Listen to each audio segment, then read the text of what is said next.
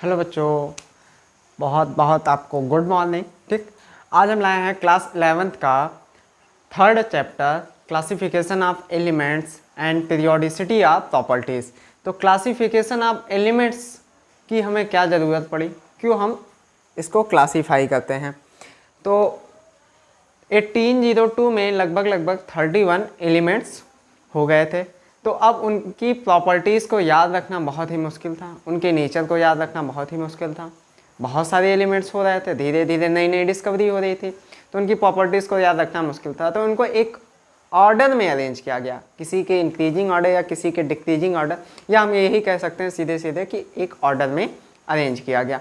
तो उसका ऑर्डर क्या है, इसी को हम इस चैप्टर में पढ़ते हैं। तो चलिए शुरू करते हैं। मैं गौरव राम गुप्ता, आपका अपना क्लास सुश्रुत क्लासेस। तो क्लासिफिकेशन ऑफ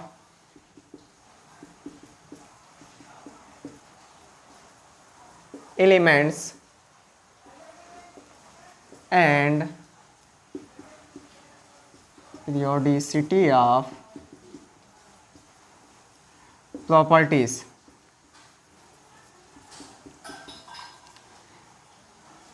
ये आप लोग हेडिंग लगा लीजिए या चैप्टर का नाम डाल लीजिए, कॉपी लेकर पेन लेकर बैठिए। ठीक, तो 1802 में सबसे पहले क्लासीफाई किया बर्जीलियस ने। बर्जीलियस ने ये कहा कि जो एलिमेंट्स हैं वो मेटल और नॉन मेटल में उन्होंने डिफाइन कर दिया उसको। अब मेटल और नॉन मेटल में डिफाइन किया, जैसे उन्होंने डिफाइन किया वैसे ही कौन से एलिमेंट आ गए, एलाइड्स आ गए। जैसे या हम कह सकते हैं कि ऐसे एलिमेंट्स आ गए जो मेटल और नॉन मेटल के बीच के डिफरेंस के थे, जैसे सिलिकॉन, जर्मेनियम। तो इनकी ये थ्योरी क्या हुई, फेल हो गई। इसके बाद आपके आए प्लाउट। प्लाउट ने ये कहा कि जितने भी एलिमेंट हैं वो सारे क्या हाइड्रोजन के गुणज में हैं या हाइड्रोजन के मल्टीपल में हैं। लेकिन ऐसा नहीं था, कुछ ऐसे भी एलिमेंट थे जो हाइड्रोजन के मल्टीपल में ना होके एक या ज़्यादा थे, एक कम थे, उनसे कम या ज़्यादा थे। तो ये भी थ्योरी इनकी फेल हो गई। फिर नेक्स्ट इसके बाद आए डोबे राइनर या डोबे नियर। ठीक, डोबे राइनर ट्रायड्स इसको कहते हैं। तो डोबे राइनर ट्रायड्स आपका आया था 1827 में। अब इन्होंने ये कहा कि किसी भी सेम प्रॉपर्टीज़ के तीन एलिमेंट्स के पहले और लास्ट एलिमेंट के, किसी भी सेम प्रॉपर्टीज़ के तीन एलिमेंट हम लेंगे, उसका पहला एलिमेंट लास्ट एलिमेंट के एटॉमिक मास के आधे को सेकेंड का एटॉमिक मास आएगा। देखते हैं कैसे। इन्होंने कहा जैसे A plus A B C, हमने कोई तीन एलिमेंट लिया। इन्होंने कहा A plus C by 2 is equal to B। यहाँ A का और C का एटॉमिक मास को ऐड करने पे, बाई 2 करने पे हमें क्या मिलेगा, B का एटॉमिक मास मिलेगा। इन्होंने ऐसे ही कुछ एलिमेंट्स को लिखा, उनके ट्रायड्स बनाए। तो देखते हैं कौन कौन से थे। जैसे थे क्लोरीन, ब्रोमीन और आयोडीन। तो क्लोरीन का कितना होता है 35.5 प्लस आयोडीन का कितना होगा 127/2। अब इसको हाफ करेंगे तो कितना आ जाएगा हमारा 18.12। और ब्रोमीन का कितना होता है 18। यहाँ ब्रोमीन इस तरह लिखेंगे हम। ठीक, जैसे इन्होंने कहा लिथियम, सोडियम, पोटेशियम। अब लिथियम का कितना 7, पोटेशियम का कितना 39 और सोडियम का कितना 33। तो इन्होंने क्या कहा, पहले और लास्ट एलिमेंट का ऐड करेंगे तो 7 प्लस 39/2 करेंगे तो कितना आ जाएगा हमारा 23। ठीक, 23 किसका आ रहा है, Na का आ रहा है। यहाँ पे इन्होंने कुछ ऐसे ही एलिमेंट्स का ट्रायड्स दिया, लेकिन अगर हम इन तीन का ट्रायड ले सकते हैं तो इसके पहले एक और एलिमेंट आता है जिसको हम कहते हैं फ्लोरीन। ठीक, तो हम अब किसका किसका लेंगे, फ्लोरीन, ब्रोमीन, क्लोरीन का। तो फ्लोरीन के बाद क्लोरीन, क्लोरीन के बाद ब्रोमीन। अब हम इनको ऐड करेंगे, तो ऐड करने पे हमारा कितना आ जाएगा, 18 प्लस फ्लोरीन का कितना, 18/2 करेंगे तो कितना हो जाएगा, 98/2 कितना आ जाएगा, 49। और जबकि क्लोरीन का कितना होता है, 55.5। तो यहाँ पे ये थ्योरी इनकी फेल हो गई। इन्होंने कुछ ही एलिमेंट्स के ट्रायड्स बता, ड्यूमास होमोलोगस सीरीज, इसको कहीं कहीं किसी किसी बुक में कुक्स भी लिखा जाता है, कुक्स होमोलोगस सीरीज। तो ये कब आया था, 1853 में आया था। ठीक, तो ड्यूमा ने क्या कहा कि ड्यूमा ने ये कहा कि कोई भी एलिमेंट है जैसे नाइट्रोजन, फास्फोरस, आर्सेनिक, एंटीमनी और बिस्मथ, ठीक, तो यहाँ पे नाइट्रोजन का एटॉमिक मास कितना होगा, 14, इसका 31, इसका 77, इसका 109। ठीक, तो इन्होंने ये कहा होमोलोगस सीरीज में कि किसी का एटॉमिक नंबर वो A + B + C या C का इंटू होगा। C का इंटू किस नंबर से होगा, 2, 4, 6 से, कोई भी इंटीजर हो सकता है। तो A को इन्होंने कहा 14, सेकेंड में 14 + 17, थर्ड में 14 + 17 + 44, C हमारा हो गया। इसमें इसने कहा 14 + 17 + 44 × 2, इसमें इन्होंने कहा 14 + 17 + 44 × 4। तो ये इन्होंने एक सीरीज बनाई A B C की। अब इसमें कह सकते हैं A, इसमें कहते हैं A + B, इसमें क्या कहेंगे A + B + C, A + B + 2C, ठीक, 2 × 44, AB + 4C। लेकिन ये जो सीरीज थी इनकी, ये सारे ग्रुप के एलिमेंट्स क्या डिफाइन नहीं कर पा रहा था इस तरह, तो ये सीरीज भी इनकी फेल हो गई। अब इसके बाद सेकंड आपके आते हैं न्यूलैंड्स ऑक्टेट रूल। ये आपका रूल आया था 1863 में। न्यूलैंड ने गाने पे इन्होंने एक धुन बनाई, कितनी बढ़िया धुन बनाई, देखते हैं इसको, सा रे गा मा।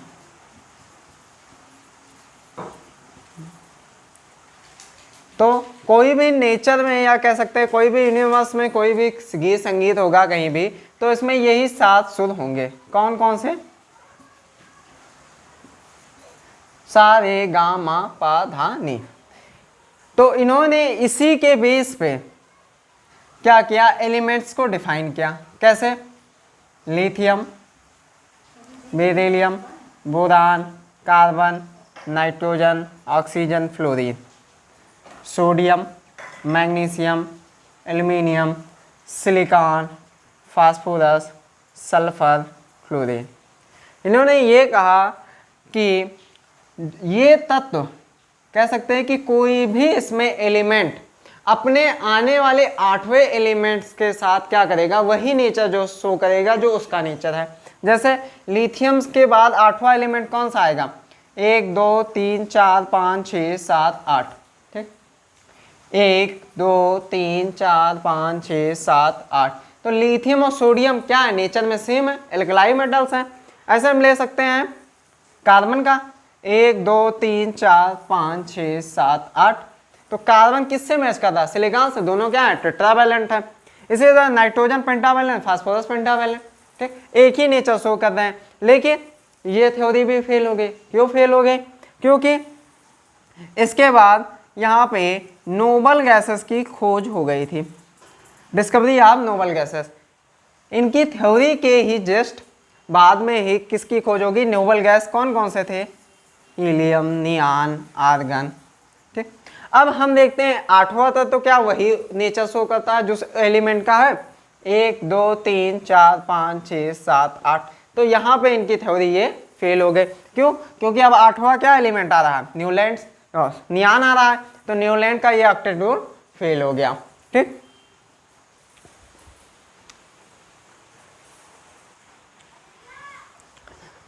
अब सेकंड है Dmitry Mendeleev and Lothar Meyer. तो लोथर मेयर ने एक ग्राफ दिया, ठीक। डिमेट्री मेंडलीव और लोथर मेयर का साथ साथ ही आया था, जो मॉडल था इनका या रूल था ये साथ साथ आया था। लेकिन पहले हम लोथर मेयर का पढ़ते हैं, ठीक। तो लोथर मेयर ने यहाँ पे एटॉमिक वॉल्यूम रखा और यहाँ रखा है एटॉमिक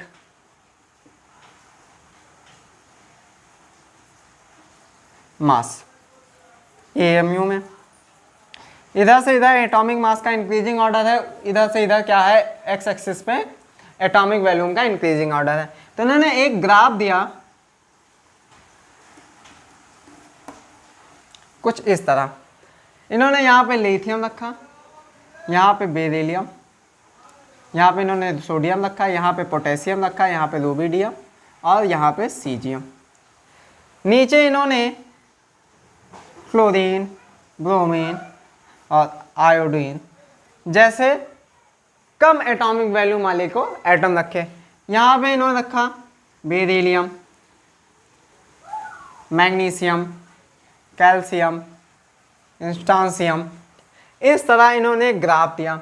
ग्राफ में एटॉमिक मास और एटॉमिक वॉल्यूम का हमें रिलेशन पता चल रहा था, लेकिन इस ग्राफ के जरिए, इसमें और भी एलिमेंट्स हैं, लेकिन इस ग्राफ के जरिए हमें किसी भी एटॉमिक मास और एटॉमिक वॉल्यूम किसी भी एलिमेंट का डिफाइन नहीं कर सकते, क्योंकि ग्राफ क्या बहुत ही टिपिकल है, इस तरह हम याद नहीं कर सकते। तो इसलिए इनकी थ्योरी उतनी सक्सेस नहीं हुई और इनकी थ्योरी में फेल हो गए। अब इसके बाद आए रशियन साइंटिस्ट डिमेट्री मेंडलीव।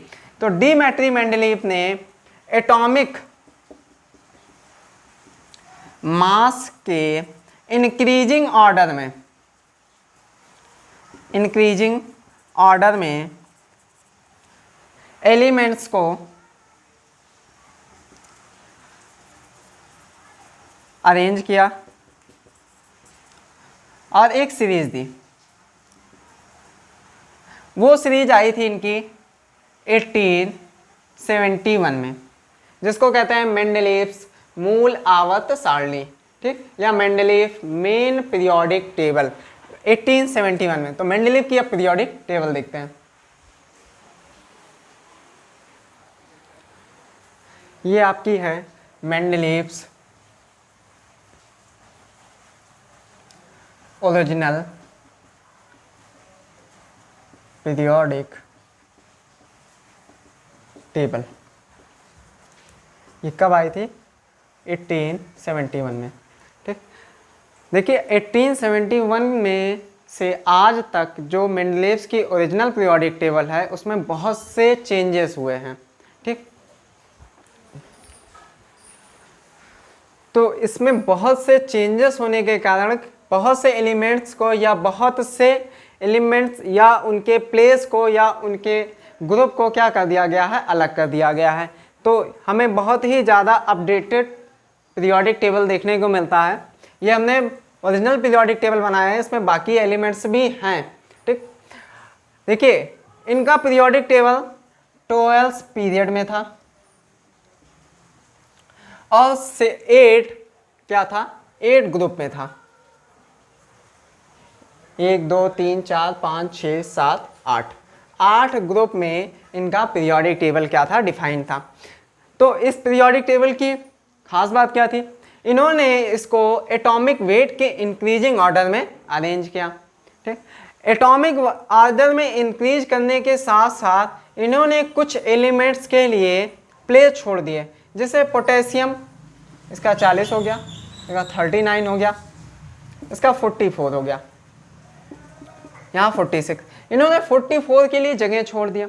इन्होंने ये कहा कि फ्यूचर में संभवतः ये तत्व हो, क्योंकि 44 क्योंकि नए नए अभी क्या हो रहे थे, एलिमेंट डिस्कवर हो रहे थे। तो इन्होंने ऐसा सपोज किया कि इस प्लेस पे भी कोई एलिमेंट हो और जो फ्यूचर में उसकी डिस्कवरी हो। तो उन्होंने ऐसे ही अपने पीरियोडिक टेबल में बहुत से एलिमेंट्स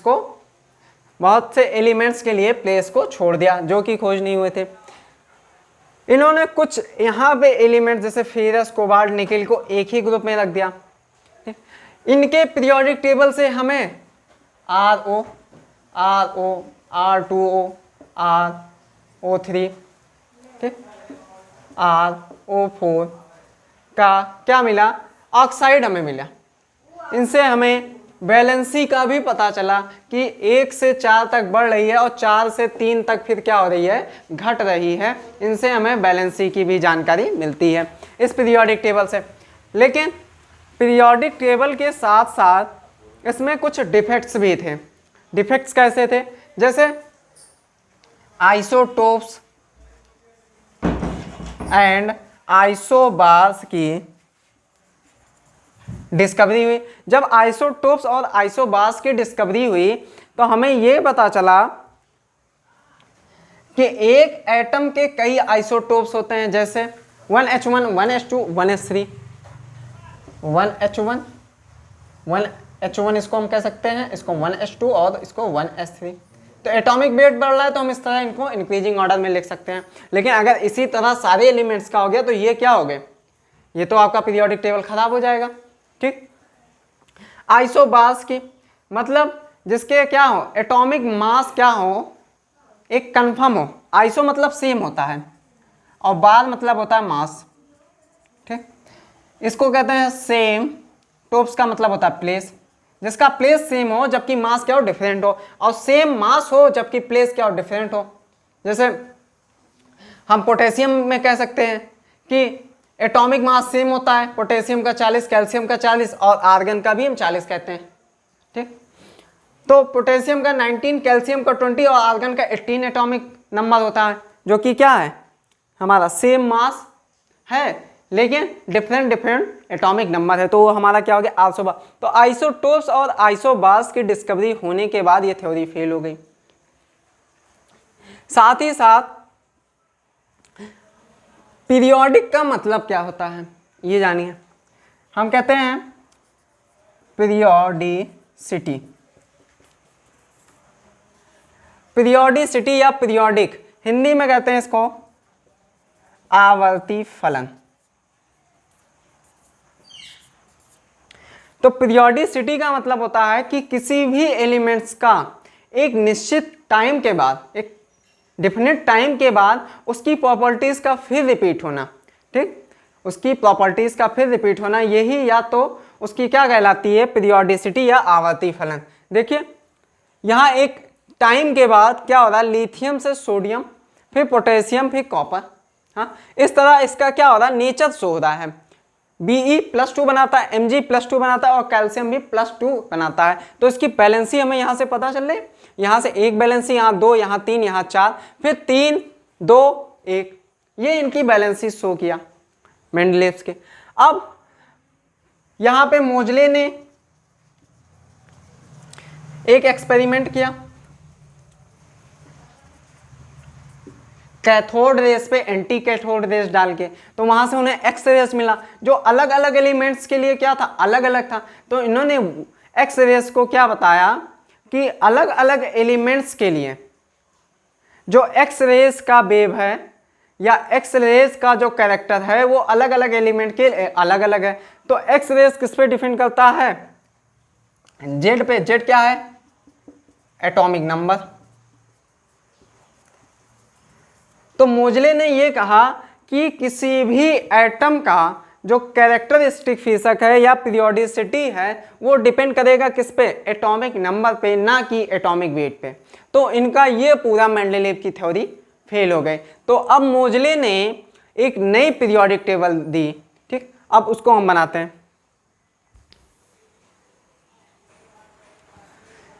अब ये आपकी है मेंडलीव की long form of periodic table. इसको किसने बनाया था, मोजले ने 1913 में। ठीक, तो मेंडलीव का थ्योरी फेल हो गई तो इन्होंने long form of periodic table बनाया और उसको इन्होंने 7 पीरियड और 18 ग्रुप में डिवाइड किया। 7 पीरियड और 18 ग्रुप में डिवाइड किया। यहाँ लास्ट में इन्होंने 2 सीरीज रखी, ठीक, लास्ट में 2 सीरीज रखी जिसमें 14 एलिमेंट थे, जिनको लेंथेनाइड एंड एक्टिनाइड सीरीज कहा गया। इन्होंने यहाँ पर जो एलिमेंट्स के सीरीज रखे हैं उनको ब्लॉक के बेस पे डिफाइन किया गया, जैसे इसको D block, P block, S block और एफ ब्लॉक। अब इन्हें S block, D block, P block, F block क्यों कहा गया? क्योंकि इन इलेक्ट्रॉन के अबाउट रूल में जो इलेक्ट्रॉनिक कॉन्फ़िगरेशन है उसका जो लास्ट इलेक्ट्रॉन है वो एस सबसेल में इंटर करता है।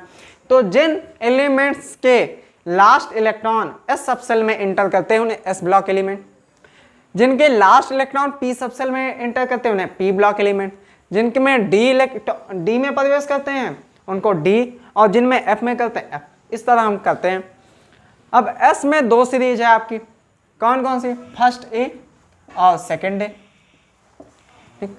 फर्स्ट ए और सेकंड ए को, फर्स्ट ए को कहा गया एल्कली मेटल्स और सेकंड ए को कहा गया एल्कली अर्थ मेटल।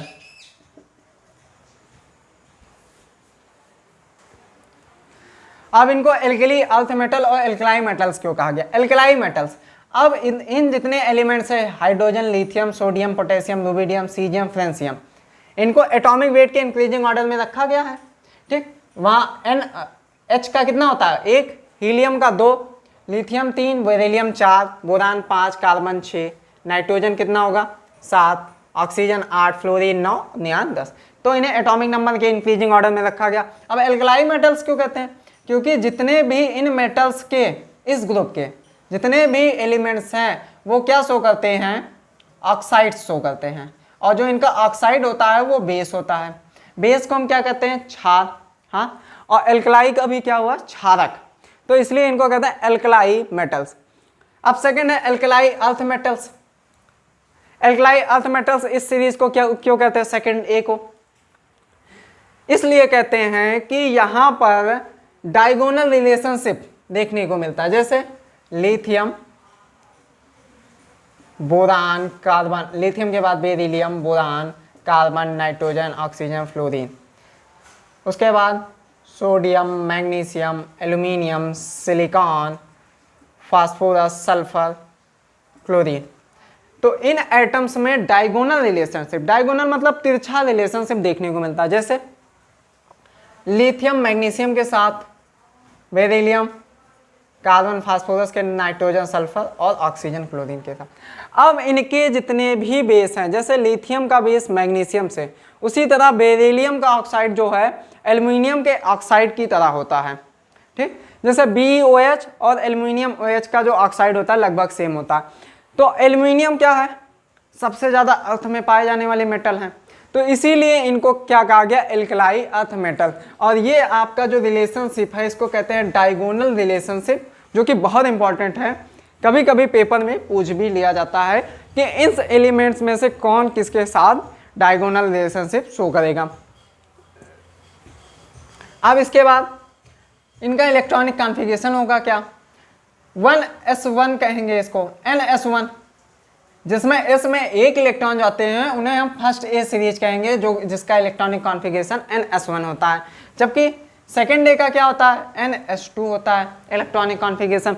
एस में कितने इलेक्ट्रॉन होंगे? 2, तो हम उनको क्या कहेंगे? सेकेंड ए का ग्रुप कहेंगे।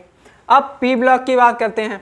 पी ब्लॉक ऐसे एलिमेंट्स के इलेक्ट्रॉन जो पी सबसेल में जाते हों, पी सबसेल में जाते हो तो उन्हें पी ब्लॉक एलिमेंट कहेंगे। अब पी ब्लॉक एलिमेंट में 1 to 6 इलेक्ट्रॉन फिल किए जा सकते हैं, और यहाँ n होगा, यहाँ NH2 होगा। इनका इलेक्ट्रॉनिक कॉन्फ़िगरेशन n क्या है? प्रिंसिपल क्वांटम नंबर है, ठीक। अबाउट के रूल से हम देखते हैं कि इलेक्ट्रॉनिक कॉन्फ़िगरेशन कैसे किया जाता है। तो जिसमें P में 1 to 6 इलेक्ट्रॉन होंगे, उसके बेस पे हम P ब्लॉक डिफाइन करेंगे। अगर P में 1 इलेक्ट्रॉन है तो बोरान फैमिली P1, 2 है कार्बन, 3 है नाइट्रोजन, ऑक्सीजन, फ्लोरीन, नियॉन। ठीक, अब डी ब्लॉक को कहते हैं हम ट्रांजिशन मेटल। अब ट्रांजिशन मेटल क्यों कहते हैं? ये एस ब्लॉक और पी ब्लॉक के कैरेक्टर के बीच में ब्रिज का काम करते हैं, उसके कैरेक्टर को ट्रांस करते हैं, एक दूसरे में ट्रांसफर करते हैं। कुछ कैरेक्टर इनका शो करता है, कुछ इनका, तो ब्रिज का काम करते हैं, इसलिए ट्रांजिशन मेटल कहते हैं। और साथ साथ एक रीजन और है कि जिसमें वैकेंट डी ऑर्बिटल हो, वैकेंट का मतलब खाली, डी ऑर्बिटल हो, तो ऐसे एलिमेंट को हम क्या कहते हैं? Transition metal. तो वैकेंट डी ऑर्बिटल जिसमें होगा उसी को हम कहेंगे, लेकिन इसमें जिंक क्या है? इसका एक्सेप्शन है। केमिस्ट्री बिना एक्सेप्शन की है नहीं, किसी ना किसी थ्योरी में लगभग आपको एक्सेप्शन मिलेगा। तो जिंक क्या है? हमारा एक्सेप्शन है। इसका क्या आता है? 4s1 3d10। तो 3d10 आ रहा है, nd10 आ रहा है इसका। तो nd10 होने के साथ साथ क्या होगा? इसमें वैकेंट डी ऑर्बिटल है ही नहीं। डी में कितने मैक्सिमम होते हैं? 5 ऑर्बिटल होते हैं, 10 इलेक्ट्रॉन होते हैं, तो फुलफिल हो गया। तो ये ट्रांजिशन एलिमेंट नहीं कहलाएगा। कभी भी पूछा गया कि जिंक कैसा एलिमेंट है, ट्रांजिशन एलिमेंट है कि डी ब्लॉक एलिमेंट है, तो हम डी ब्लॉक एलिमेंट्स कह सकते हैं, लेकिन ट्रांजिशन एलिमेंट वहां पर नहीं कहेंगे।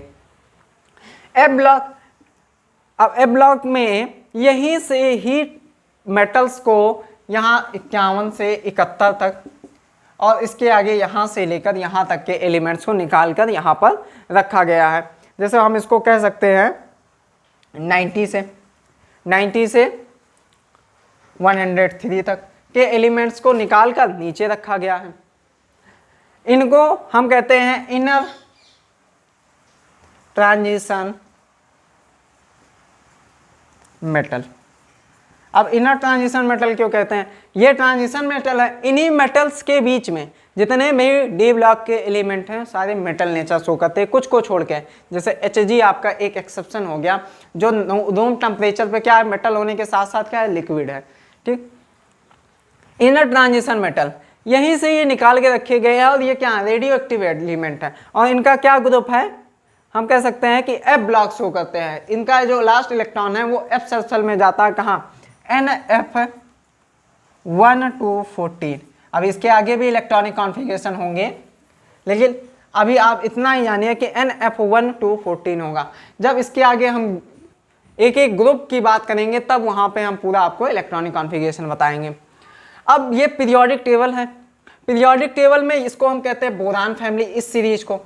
इसको कहते हैं कार्बन फैमिली, इसको कहते हैं नाइट्रोजन्स फैमिली, इसको कहते हैं कैल्कोजेंस फैमिली। ये आपकी हेलोजेन फैमिली हो गई और ये आपका हो गया नोबल गैस फैमिली।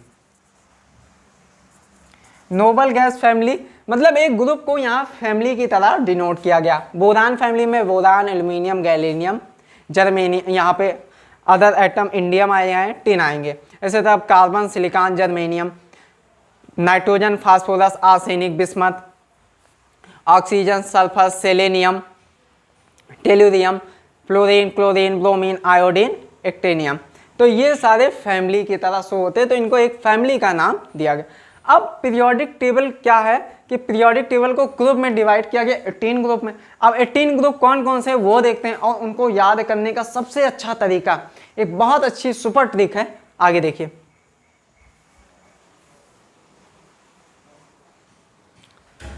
अब पीरियोडिक टेबल में 18 ग्रुप हैं।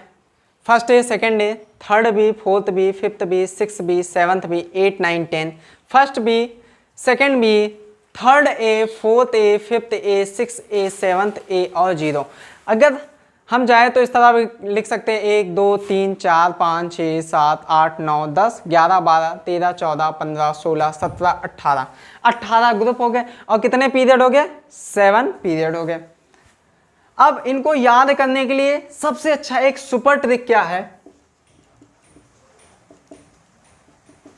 कि पीरियोडिक टेबल को लर्न कैसे करें। बहुत कठिन होता है क्योंकि थर्ड भी आ रहा है, 8 9 10, फिर फर्स्ट भी फर्स्ट, फिर यहाँ ए आ जा रहा है। तो इसको याद करने के लिए एक बहुत अच्छा फार्मूला है, बहुत सुपर ट्रिक है।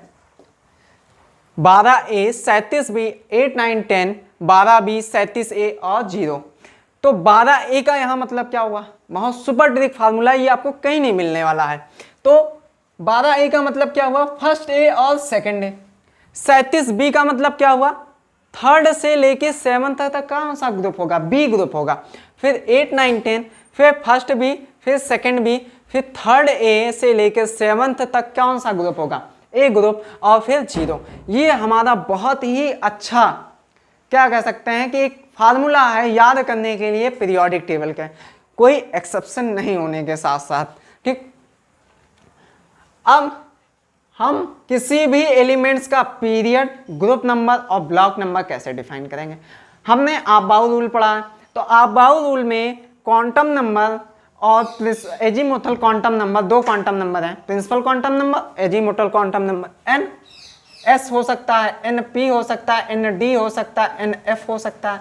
तो एन क्या है हमारा principal quantum number, S P D F क्या है, एजीमुथल क्वांटम नंबर। तो इसके बेस पे हम किसी भी एलिमेंट्स का ग्रुप और पीरियड को कैसे डिफाइन कर देंगे। ये देख, यहाँ हमारा जो 1 2 3 4 5 6 है, ये हमारा सेल नंबर डिफाइन कर रहा है कि कौन से सेल में कौन सा एलिमेंट इंटर करेगा। तो 4 पीरियड नंबर है, तो जितने भी इसके एलिमेंट हैं उनका जो इलेक्ट्रॉन होगा वो 4 सेल तक ही फिल होगा, उससे आगे वो नहीं जाएगा। ये यहाँ पे 4 नंबर का डिनोट है। ठीक, अब हम सीखते हैं कि ब्लॉक नंबर, ग्रुप नंबर और पीरियड नंबर किसी भी एलिमेंट्स का कैसे डिफाइन करेंगे। अब किसी भी एलिमेंट का ब्लॉक, पीरियड और ग्रुप को हम कैसे डिफाइन करेंगे। एसपीडीएफ, अगर हमारा लास्ट इलेक्ट्रॉन किस सबसेल में जा रहा है, जिस भी सबसेल में जा रहा है, अगर एस में जा रहा है तो हमारा कौन सा ब्लॉक हो जाएगा, एस। पी में जा रहा है तो कौन सा ब्लॉक हो जाएगा, पी। डी में जा रहा है तो डी, और एफ में जा रहा है तो एफ ब्लॉक एलिमेंट हो जाएगा। ठीक, अब पीरियड को हम कैसे डिफाइन करेंगे, तो जो हमारा सबसे बड़ा क्वांटम नंबर होगा, सबसे बड़ा क्या होगा, क्वांटम नंबर होगा, वही उसका पीरियड हो जाएगा। 1 2 भी हो सकता है और 3 भी हो सकता है, 4 भी हो सकता है, 5 6 7, कि जिस भी सेल नंबर में जा रहा है, जैसे हम क्या लिखते हैं 4s2, तो 4s2 के साथ साथ s क्या हो गया, s ब्लॉक में जा रहा है, और 4 क्या हो गया, उसका क्वांटम नंबर हो गया, तो वो कौन सा पीरियड में है, 4 पीरियड में है। अब ग्रुप के कैसे डिफाइन करेंगे, अगर कोई भी इलेक्ट्रॉन इस तरह के सबसेल में जा रहा है, n कोई भी यहाँ नंबर हो सकता है, s1 में जा रहा है तो वो फर्स्ट ए ग्रुप होगा। कौन सा मेटल होगा, एल्कलाई मेटल। अगर NS2 में जा रहा है, s के 2 इलेक्ट्रॉन आ रहे हैं और n यहाँ कोई भी इंटीजर हो जाएगा तो सेकंड ए में जाएगा। अब p ब्लॉक में कोई इलेक्ट्रॉन जा रहा है, हमें कह दिया कि p ब्लॉक का कोई एलिमेंट है और उस पर नंबर ऑफ इलेक्ट्रॉन है, तो उसके लिए क्या करेंगे, 12 plus number of last p orbital. p orbital में कितने इलेक्ट्रॉन हैं उनको हम 12 से ऐड कर देंगे, तो जितना भी आएगा वो उसका क्या हो जाएगा, ग्रुप नंबर हो जाएगा, किसका, p ब्लॉक का। और p ब्लॉक कहाँ से शुरू होता है, हमने एक फार्मूला बताया था अभी आपको, बहुत बढ़िया सुपर ट्रिक थी, 12A 37B 8 9 10, 12B 37A 0। तो इसके बेस पे हम, तो p ब्लॉक हमारा यहाँ से यहाँ है, ये हमारा इतना p ब्लॉक है 37A से 0 तक, तो हम क्या कर सकते हैं, थर्ड ए से शुरुआत होगी इसकी। अब 12 में थर्ड है, 12 में अगर p में 1 इलेक्ट्रॉन है तो 13 हो जाएगा, और क्या डिनोट करेगा, थर्ड ए। ठीक, अगर 14 होंगे तो 14 हमें क्या डिफाइन करेंगे, फोर्थ ए। तो इसी तरह हम p ब्लॉक में ग्रुप को हम निकाल सकते हैं। अब d ब्लॉक में चलते हैं। d ब्लॉक में कोई भी इलेक्ट्रॉन d सबसेल में जा रहा तो उसे हम d ब्लॉक एलिमेंट कहेंगे। पीरियड नंबर हम निकालना जान गए हैं, पीरियड सबका कैसे निकलेगा। अब हम ये कह सकते हैं डी ब्लॉक में ग्रुप नंबर निकालने के लिए लास्ट 2 सबसेल इलेक्ट्रॉन को हम क्या कर देंगे, ऐड कर देंगे। लास्ट 2 सबसेल इलेक्ट्रॉन को हम ऐड कर देंगे, जैसे 4s1 3d9 आ रहा है, या 4s1 9 तो आएगा नहीं, 10 आएगा, 4s2 3d3 आ रहा है। तो हम इन्हें लास्ट सबसेल के क्या करेंगे, इलेक्ट्रॉन को ऐड कर देंगे। तो 1 और 10 कितना हो जाएगा, 11। तो किस में जाएगा, फर्स्ट बी में जाएगा। 2 और 3 कितना हो जाएगा, 5। तो 5 किस में जाएगा, फिफ्थ बी में जाएगा। इस तरह हम क्या कर सकते हैं, ग्रुप को निकाल सकते हैं डी ब्लॉक एलिमेंट के लिए। एक और फार्मूला है जिसको हम कहते हैं 2 plus number of electron in n-1 D subshell. ये फार्मूला तो डी ब्लॉक के किसी भी एलिमेंट के लिए वैलिड है, लेकिन जो हमने सेकेंड फार्मूला लिखा है 2 number of electron in n-d subshell, ये उन एलिमेंट्स के लिए नहीं वैल्यू है जो अबाउ रूल का फॉलो नहीं करते। जो अबाउ रूल को फॉलो नहीं करते उनके लिए ये फार्मूला नहीं लगेगा, वो वहाँ पे फार्मूला क्या हो जाएगा, फेल हो जाएगा। तो 2 plus number of electron n-d subshell, n-d कौन है, यही है, n सबसे बड़ा यही हुआ। n-1 करेंगे, 4 में से कोई 1 करें, 5 में से 1 करें, उससे कम आएगा। और डी सबसेल में जितने इलेक्ट्रॉन है उसमें +2 कर देंगे, वही हमारा क्या आ जाएगा। अब ये क्या है, क्रोमियम का है, हाँ सर ये कॉपर का है। तो कॉपर में क्या, आप बाउल का एक्सेप्शन है ना, तो इसमें अगर हम करें कि 10 + 2 करें तो क्या हो रहा है, 12 हो रहा है। और जबकि ये कौन से है ग्रुप का, 11 ग्रुप का या फर्स्ट बी का है। तो इस तरह ये सेकंड वाला आप बाउल पे नहीं लिखेगा। तो पढ़ते रहिए, बेस्ट ऑफ लक, फिर मिलेंगे नेक्स्ट वीडियो में।